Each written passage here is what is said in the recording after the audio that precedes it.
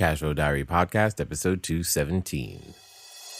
Welcome to yet another exciting episode of the Cashflow Diary Podcast, the podcast that teaches you insider tips, tactics, and strategies for creating leverage streams of cash flow into your life. Learn from top-performing entrepreneurs, business owners, investors, and thought leaders from across the globe as they share their secrets to success. Like what you learn on this and other Cashflow Diary podcast episodes?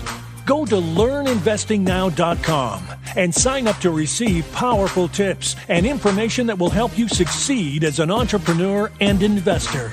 Now, here's your host, investor, entrepreneur, business owner, educator, speaker, author, and master facilitator of Robert Kiyosaki's cash flow game, J Massey.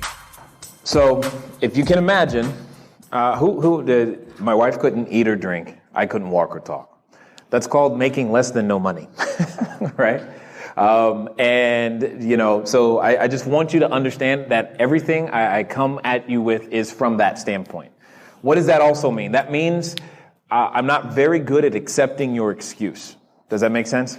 I'm not good at it because if you have a place to stay tonight, if you have the ability to talk, you're not expecting a phone call from anyone that says your spouse or significant other is about or could be passing away tonight, and you know with the reasonable assurance that you're going to eat tomorrow, you're all ahead of where I started. Make sense? So I get it. That doesn't mean that you don't have demands on your time. I had them too. But I just want to give you the timeline. February 13th, 2008 was the day that we lost our primary residence and we then became professional squatters, for lack of a better way of putting it. Ladies, what is the day after February 13th? See, you thought he got you a bad Valentine's Day gift. That's what I gave my wife that year. It was awesome. 4 months later, or 12 days later, technically, that's when I started learning about real estate investing in live settings, similar to what you're looking at right here, learning what a deed was and what escrow meant and all those types of things. And then June 18th, 2008 was the day I closed the first transaction. So I want to paint the picture for you. First transaction was closed while squatting at bank-owned property, and I became a landlord. Is that weird or what? Yeah, it's kind of weird. Because how many of you have heard something like, you can't buy a house with bad credit? Who's heard that? Right? My credit score was 398, but I had a rental property. How many of you have heard things like, if you don't have money, you can't buy a house? You've heard that one too? I used none of my own money or credit with a bad credit score and bought a house and rehabbed that one too without knowing how to buy the stuff at Home Depot. Kind of interesting, right? Since then, so about 3 weeks after that, we did 11 transactions in a week because real estate investing is a skill set. It's a what? Skill set. One of the things that will happen as I invest time here with you tonight is that I will ask you questions. When I ask a question, I expect an answer, because have you ever been in a conversation and realized that someone wasn't to you and then you felt a little that they weren't? And did that ever make you just like, exactly. I'm like, why am I here then if you ain't listening? Why am I talking? Now, and that's going to come into play later, but just keep that in mind. Here's the point. We did the wholesaling, the fixing and flipping, the wholesaling for a while, and that was great. Do I have any tax people in the room? CPA, enrolled agent, any of those? Accounting kind, bookkeeper? No? Oh, interesting. All right. It just produces a whole bunch of capital gains, which could be short-term capital gains, which long-term means you just give it right back to the government, and that's not cool. So, I didn't like that. I didn't like that. And I was like, well, cool. It's wonderful that I could now eat, but I kept having this tax bill and I didn't want to have to keep paying it. So I was like, what am I going to have to do? The solution was to keep more property. I was like, okay, great. How do I keep property, still buy them using none of my own money or credit? Right? And that's when I started having to learn the new skill set of raising capital. That's what happened. And then that turned into owning and doing notes. I did those for a while. I got bored with notes. And let me tell you why notes are boring to me. It's because once you own the note, the only thing left to do is to wait for the check. That's boring. I got tired of it because there's nothing else to do. I needed something to do in that sense. So I then switched to buying apartment buildings. I started with a 12-unit building, then another 12-unit building. Soon thereafter, just made my way up. Like I said, I have a 182-unit building currently, is the largest one. Then I got bored with that. And I said, hey, what about commercial? And that was the next thing. And then it was like, hey, I want a cell phone tower because that would just be cool. And I'm like, wow, who didn't know that you could actually own a cell phone tower? Okay, cool, excellent. Really cool. Best tenant on the planet, by the way. I'm also looking for billboards because they're kind of similar. It's really awesome. So those things begin to just challenge me. And that's when I realized I'm just a cash flow guy. That's what I care about. I care about owning and controlling an asset and selling the use in the marketplace. That's the thing. If you feel like you're trapped in a job, the reason you're trapped is because you don't own and control an asset whose use you sell. Fix and flippers, I'm talking directly at you. You own the asset, but you sell the whole doggone thing just to make any money. You don't sell the use of it. And that's the difference. That one little mindset shift is the difference in what keeps you on that rat race and having to do that next deal and having to do that next deal and that next deal and that next deal. And the only way to ever get off is to buy, develop, and own and control an asset. Does that make sense? Yes or yes? Yes, yes or yes? Yes. Okay, here's the thing. You've all been playing the game at a certain level, right? Many of you, if you've been on a sports team, who are athletes in the room? Like you played a sport, I don't care what one, even beer pong would count right now. All right, excellent. My point is, you played the game at a certain level, and other people played at a higher level. I'm going to take a stab in the dark and say that everyone in this room came here because you want something more than what you currently have. Yes? Yes, then you know what that means? You're going to have to play at a higher level. That's a higher level of energy, a higher level of focus, a higher level of concentration, and a higher level of empathy, compassion, and care for the customer that you actually serve. That's the part I think real estate investors forget, is that we still serve people. That's the most important thing. Not what trick can he teach me, not how do I get more people to give me more money, not how do I get someone to sell me a deal for $1, how do I get them to take this seller financing? No. How can I serve more people? That's the difference. Let me give you a quick example. Have you ever seen or did you know that kids could have a lemonade stand on the weekend? Right? Isn't that a business? Now, I'm not saying that I'm not asking you to go try to pay your rent that way, right? But it is a business. Do you realize the only difference is the question that they're asking between being able to pay your rent and just making a few dollars so that they can have that new dog that you really don't want them to buy anyway? The only difference is one question, and that's how many people can we serve? Here's what I mean. It's one thing to set up the lemonade stand on the weekend and say, okay, cool, great. We did 10 gallons of lemonade this weekend. But what if you asked even a kid and said, hey, how could we serve 1 million gallons of lemonade every weekend? I'm still in the lemonade business, yes? The only difference now is scale and systems. And when I figure out how to deliver 1 million gallons of lemonade every weekend, now I've got a business that you want to know more about. The number one reason many of you are having trouble, if you've ever had any trouble getting deals, is because your vision is too small. And nobody can see themselves being a part of it.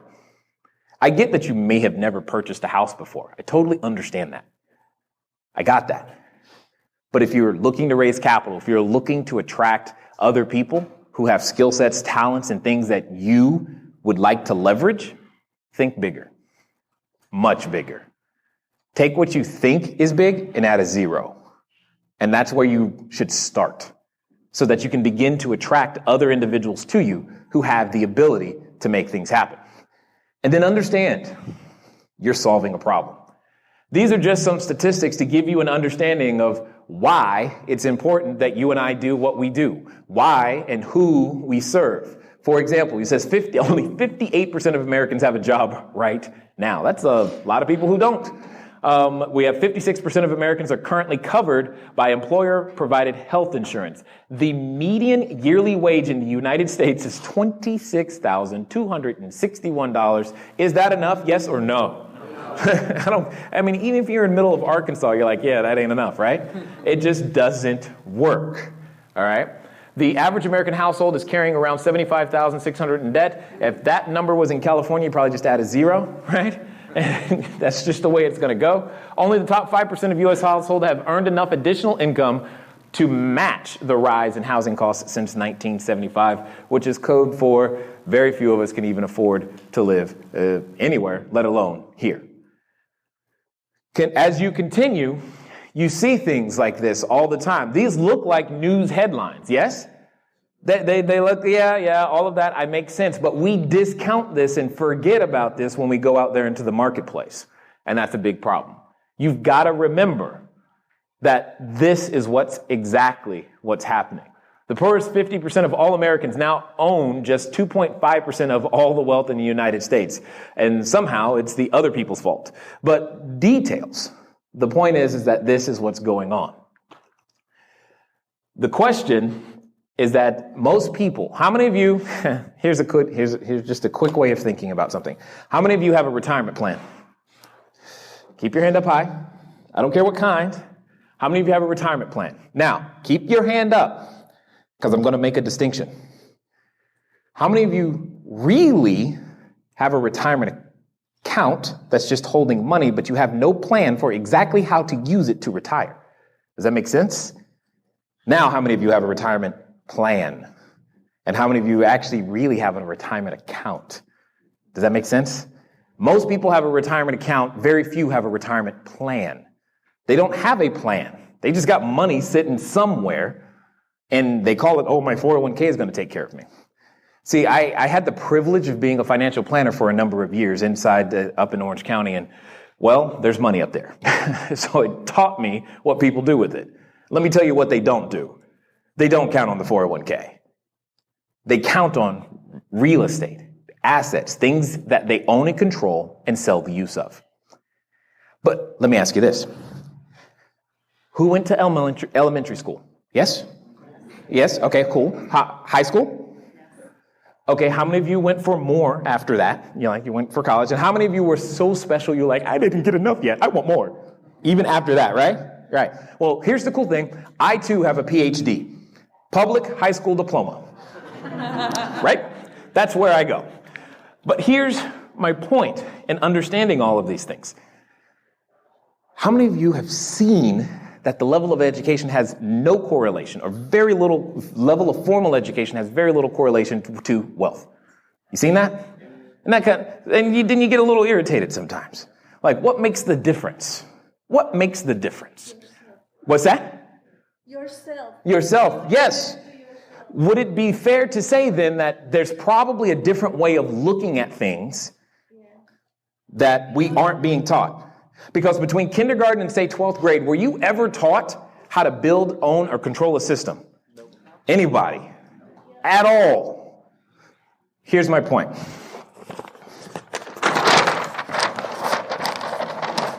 Hey, it worked. All right.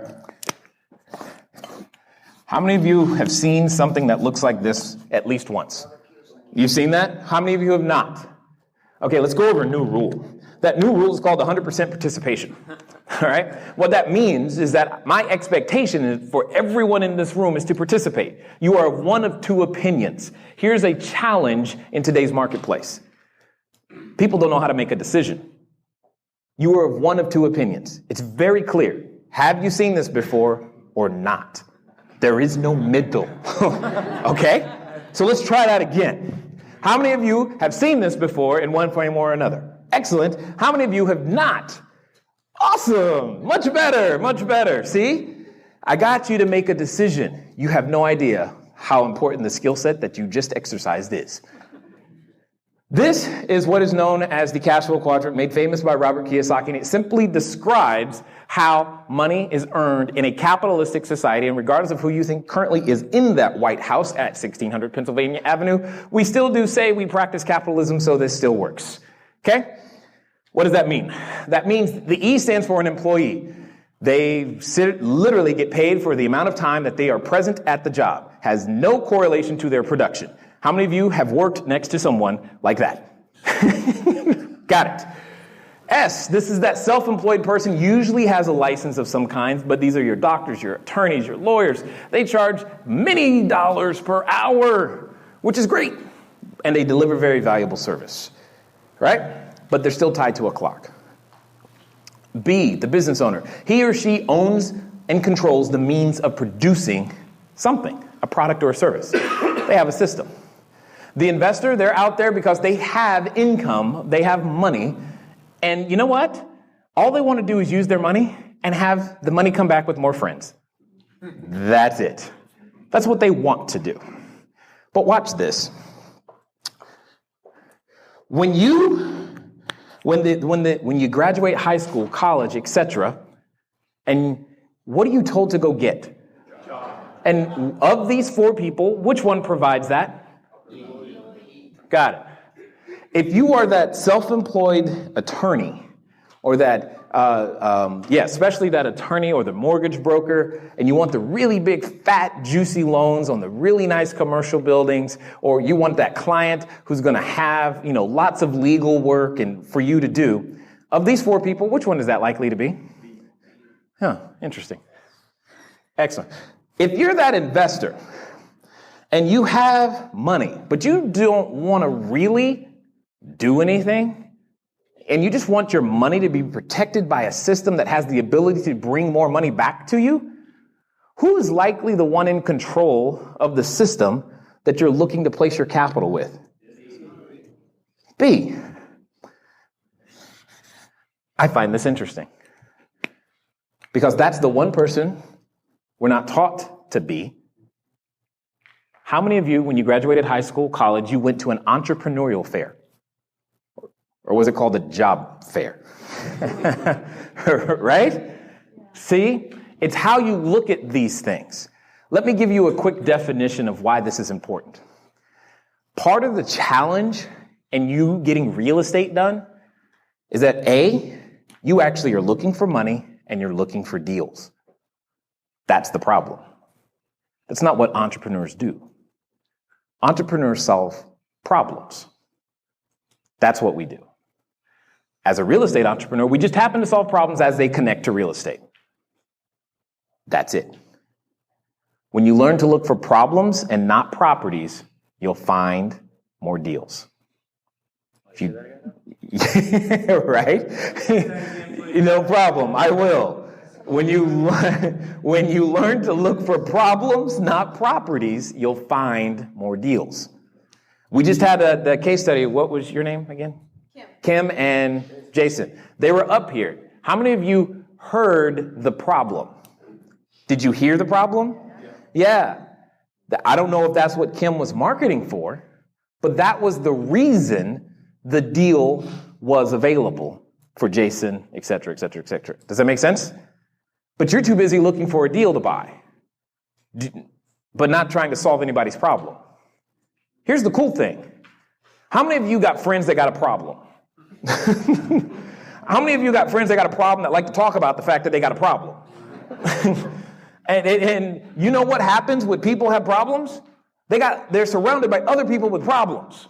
And if you happen to become the person that knows how to solve that person's problems, you know what the other thing that happens is? They never shut up. They say, this person, Kim solved my problem. You don't understand. You got to talk to Kim. Why? She solved my problem. What'd she do? Does it matter? I don't have a problem anymore. Does that make sense? It's not about price at all. How many of you think I'm crazy when I say that?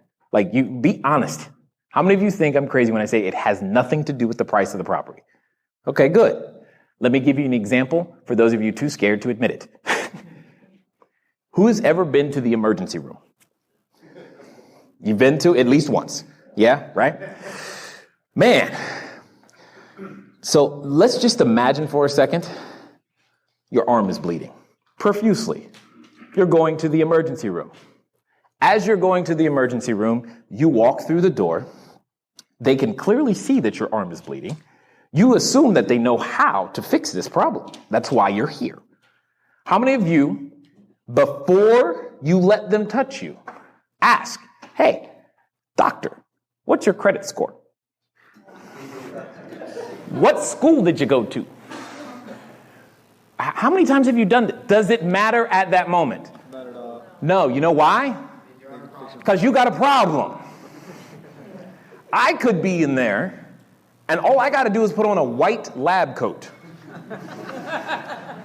And because you have a problem and I'm at the hospital, what are you going to assume? That I can fix it. So does your financial condition matter? The answer is no. The answer is no. Your credit score is irrelevant. Your cash position is irrelevant. Do you know how to solve somebody's problem? Yes or no? And if you can do that, if you can walk someone through a solution, this business will work for you. Period. Okay, so if you want to make sure that you understand a little bit more about what I was talking about there, you have an opportunity. For those of you who are podcast listeners, you've heard me say this before. I'm going to say it again. Grab a copy of my book. It doesn't cost you anything other than the ability to send a text message to 72000. Again, the keyword is book. Text the word book to 72000, and I'll send you an electronic copy of my book, Cash Flow Diary, 10 Steps to Creating Wealth in Any Economy. If you want, you can go check it out on Amazon. It's there. You could pay for it there if you'd like, or you can get it for absolutely no cost by going over to cashflowdiary.com/free book for those of you that are international or not near a cellular device to be able to send a text to the keyword book 72000. Now, with all that being said, hopefully as you continue to progress here with us on the podcast, you want to get more information. Another way to get some free stuff is just to go over to Twitter. We're over there at Cashflow Diary. Again, that's at Cashflow Diary. Catch us up there, say hello or anything that you would like, and we will take it because we're just looking to make sure that we are delivering the things that you want to hear. Now, with all that being said, let's get back to this event so that you can learn some more. Acquisitions. Oh, we haven't gotten that far, but yes. The point is, if everything is equal, here's the really big thing. In a traditional world, everything's working, financing's working, realtors are actually doing their job. You know, lenders are actually lending out money. Interest rates make sense. All that stuff. There's very little need for an investor because we only play and have an opportunity when there's a problem. If it's going to work naturally, then let it work naturally. She did the right thing when she was like, hey, why don't you list this sucker? Oh, we don't want to do that. Okay, what do you want to do? That's what creates creative acquisition right there. If you're willing to stop and find the problem. If you don't do that, whose fault is it? Yours. No others. It's your fault. Thing to understand is that when you begin to lay out a plan for people, they can follow it. You can teach someone how to do those very things. I'm not going to say anything today that I think is going to be earth-shattering or tremendously new. I think what's different is that you just don't realize how to create value. So, I'm going to do my best to teach you with one of the best examples I can think of. What is this? What's that? It's a $100 bill. I'm going to ask the question again. What is this? It's okay. Some people say it's money. What else? Opportunity. Who said that? Note. Yep. It's a what? IOU. That is very accurate. That is very accurate. But what else is it? I haven't heard it yet. Yes. There you go. What was that? Tracy? Tracy? This is a piece of paper. Yes? Okay. May I borrow a sheet of paper, please? As it currently stands in its current form, how many of you, what is this? What is this? Which piece of paper do you want? Raise your hand if you want this piece of paper. Raise your hand if you want this piece of paper. Okay. Why do you want this piece of paper over this piece of paper? More value. One has more value, or at least a perception of value. Why does this one currently have more value? Because what? Because I tell you it's $100. Okay, because what? Exchange, trade. Yes, it's a medium of exchange. That is very, very true. The only reason it has value is because you and I agree it does. There is no other reason. It's because you and I agree it does. And more importantly, those with the guns say it has value. That's why it has value. There is no other reason. Let me know if I'm wrong. Okay, they got more guns than me. They say this is valuable. I agree. That's pretty much how it goes. Right? Now, watch this. May I borrow that pen, please? Excellent. Is it Javier? All right. Here we go. I, J Massey, O, U, Javier. How do you spell last name? Notice how he spells it? Because he wants me to get it right. He wants me to get that right. I-O-U. Let's just go $10,000. Now, let's pretend. Let's say I sign this. I get it notarized. Javier, if this is signed and notarized, which paper do you want now? This one or this one? I'm going to take the race. You're going to take this one. Why would you take this one? More value. More value. Why is it more valuable? Because we agreed. And we, well, yes, absolutely. Absolutely. But here's the point. How long did it take me to create $10,000 of value for Javier? Didn't take that long, did it? Here's the challenge. You and I can't out-earn the rate at which they can print. We've got to become smarter. Today. Period. We can't out-earn the rate at which they print. So in this particular case, you have to learn how to print your own money. Make sense? That's what I love about real estate. And the second thing is, most of us aren't asking a very important question, and that question is compared to what? We don't realize the value that we are actually creating for people. So I'm going to give you an example, and it's going to require some math. Now, I know I just said the M word, and some of you just turned off, all right? But how many of you like money? Excellent. How many of you like math, though? Okay. Do you realize that math and money are the same thing? So how many of you now like math? Yay, right? It's the same thing. Math and money are the same. Sorry, I am not going to sign this. I know you were thinking it. But I want to give you just a quick understanding and example, because this is what's going to blow your mind. All right? You don't realize the value that you're creating or have the potential to create. All right? So, let's pretend for a second that you have a desire to retire. Is that anyone in this room like that? Yes? Perfect. Retirement is simply having more money come in than go out without working. Is there a law that says you can't do that at 18? Nope. 28? 30? Some of you are like, go higher, faster, right?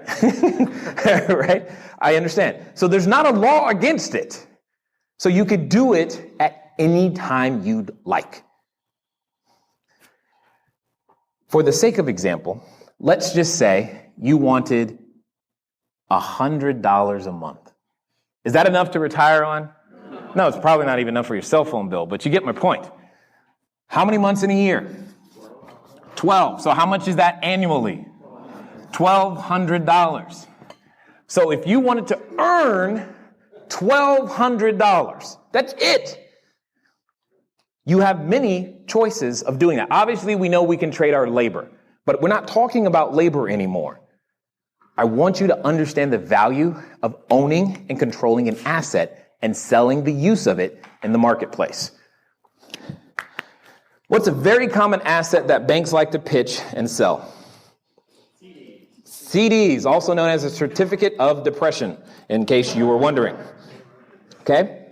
So for the sake of argument, I'm going to go find out what the best possible interest rate we can get on a CD is at this particular moment, according to bankrate.com. I'm just making sure the internet over here is still connected because it does not seem like it is.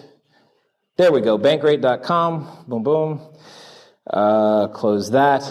All the bankers just hid. And they're like, oh no, please don't do that. CDs, let's go with a 5-year CD because we know if we leave it there longer, they'll give us more for it. So let's just look at it. Let me sort by, so the highest number I see is 242. Do you see a number higher? Well, okay, so we'll use 245, sure. So do you see any number higher? No, so that means they'll pay us a whopping 2.45% per year on the money. Make sense? So the question I have for you is, if you wanted to earn $1,200 in retirement, and this was your investment vehicle of choice, how much money do you have to have in the bank? I'll tell you how to figure it out. Really simple. Remember, math and money are the same.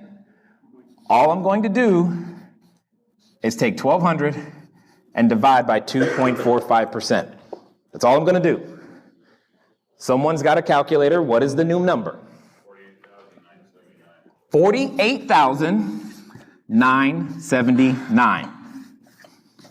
Now, how many of you have the ability to pay your bills, do what you're currently doing, and sit $48,000 on the side so that you can hopefully get $1,200 a month? A year. Right, $1,200 a year. Are you beginning to get the picture? How many of you have been like, and have ever said to yourself, I would totally do real estate if I could just find the money? Be honest. You realize outside this room, this is what a lot of people are doing.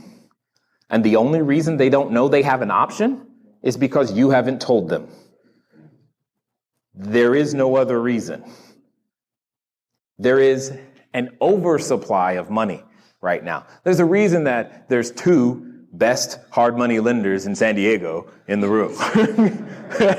There's a reason. You know why? They got too much doggone money because they're printing it too fast. There's a reason interest rates are what they are, because it's supply and demand. And this is not rocket science. When supply is high, prices low. When supply is low, prices simple. The clues have been in front of you the entire time. There's too much money out there. And the money doesn't have enough quality options, because the money that's in CDs, they're not asking compared to what? There is no other system that they have access to at the moment. So is 2.45 better than 0? But not by much, especially after you think about things like inflation and taxes, right? But let me ask you this. How many of you are out there in the marketplace actively letting people know, hey, this is what's happening to your money, and by the way, if you don't want that to happen, I can help you? How many of you are actively marketing that message to somebody? Now you know why you don't have a deal and you don't have money. Because you're not telling the soul that this is going on. That is the secret to everything else I'll talk about. You educate to dominate. Period. You educate to dominate. How many of you feel like you're like smarter all of a sudden simply because you saw this? You're like, dude, I just learned something. Right? You're going to go home, tell your spouse, guess what? Get a calculator. She's like, what did they teach you? Why are you going, And that's what's happening. How many of you think there are people who have at least $50,000 in a retirement plan? Like in this room, like in this hotel, like in this zip code, somewhat, right? Why do you think the racetrack is busy? Because that's an option that some people are choosing. That's the option they're choosing. Because they don't know a better option, because the racetrack does a really good job of saying, hey, compared to what you could do, choose us. And people are going, yeah, sounds great. And the only reason they're not choosing you is because they don't know that you can help them. Is it possible, Kim, please help me. Is it possible in the realm of possibility, using real estate to get a little bit better than 2.45? Okay, just a little, right? Do you understand what I'm saying? It's not a secret unless you choose to let it stay that way. This is why you're not getting stuff done. But, okay, let's talk about that idea. What would it take in order for you to do that exact same thing using real estate? Let's look at that. What's that? Syndication. A syndication, absolutely. How many of you do not know what he meant when he said the word syndication? Okay, thank you for being honest. It's just simply, I'm going to keep it simple, raising capital that's not yours and using it in investment. Done. Was that? Legally. Who said that legally? Yeah, right. Okay, so that's all I'm going to say, right? That's all I'm going to do for the moment. Don't try to make it any fancier than that. See, a lot of financial industry professionals, and maybe you're in this room and guilty or not, and if I offend you, realize that's your problem, not mine. We try to use 12-syllable words to explain a concept that could be done much simpler, and I hate that. That is like one of my biggest pet peeves, because it keeps people who need the help in the dark, right? So just understand, it's just raising capital that's not yours legally and using it in an investment. Now, here's the thing, and this has been the case for a long time. In order to get a real estate deal done, or any business for that matter, typically 4 components are needed: knowledge, time, money, or credit. Say that with me. Knowledge, time, money, credit. It's 4 components. The best thing about real estate is leverage in so many different ways. In general, you can draw a dotted line straight down the middle. Typically, the person who has the knowledge and time does not have the money or credit. And the inverse is also true. Typically, the person with the money or credit does not have the knowledge or time, or chooses not to invest their knowledge or time doing that thing. So it makes a perfect partnership when you realize that. So do you think if there's an oversupply of money right now, which of the side of this equation is more in demand? The left or the right? The left. Because I gave you an example earlier. I said, how many of you have done a deal? There were a number of you that raised a hand. How many of you done 2? Just that one distinction, from 1 to 2, hands went down. 10, more hands. 20, hands down. 100, 200. Do you get my point? At some point, I was the only one left standing with the experience. Does that make sense? So, for example, if you wanted to invest in a cell phone tower, and this room was my source of capital, who besides me has that experience? So who's likely, if that's what this room wanted to do, who's likely to end up with the money to go do it again? You or me? Why? Because I have the knowledge and the time and the system's already set up. That's it. How many of you think you could learn and set up systems? Great! That is it. I've already explained to you I'm not handy. So I don't know how to do rehabbing. For those of you who want to come to me later and go, hey, like, what kind of carpet and tub do you use? I'm going to tell you, you're going to have to talk to my operations person, because I don't know and usually don't care until it's time to write the check. Okay? Some of you are going to ask me. Now, some of these questions I can't answer simply because I do them so frequently, and I just know the answers. But that's not my primary function in the business. That's not what I specifically do. It's not the best use of my skill set and time. I'm excellent at building systems, teaching other people to do the same so that they can free themselves from their job. How many of you, how old are you again? Thank you. How many of you wish when you were 32 that you could have retired? See, what's really cool, because this isn't about me, this is about a guy I helped do that right here. 32. How many of you are now mad at him? Right? You're like, dude, you were supposed to suffer more. All he did was build systems, learn to raise capital and deploy it into the marketplace and tell people, hey, you got an option other than 2.45%. Let's look at something a completely different way. Because this is compared to what? We're going to keep the same 2.45%. Let's pretend for a small second you have somewhere in the neighborhood of 300 units. Each unit, we're just going to say, produces $300 a month. 300 times 300. Somebody? 90,000.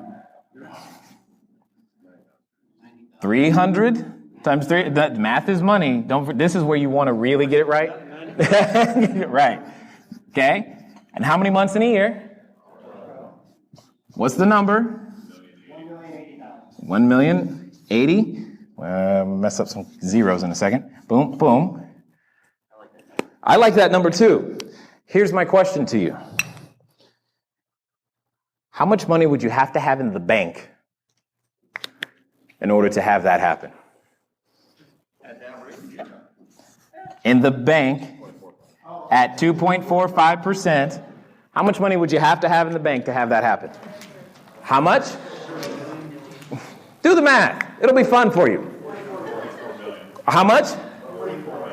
$44 million. Right? 1, 2, 3, boom. So I'm going to ask you again. How many of you doing what you're currently doing have the ability to pay your bills, take kids, little Johnny to soccer practice, take a vacation or two, and still put $44 million on the sideline? Anybody? Okay. However, because of the benefits of real estate, you can learn to do the whole gosh darn thing using none of your own money or credit and only required knowledge or time. How many of you think that's cool? I do too. The difference is how you think. That's really it. Now, on that note, what we're going to do is we're going to stop right here for this particular episode. And I'm just going to ask you to listen on Thursday. It's been fun talking to you today. You know, I look forward to talking to you soon. Until next time.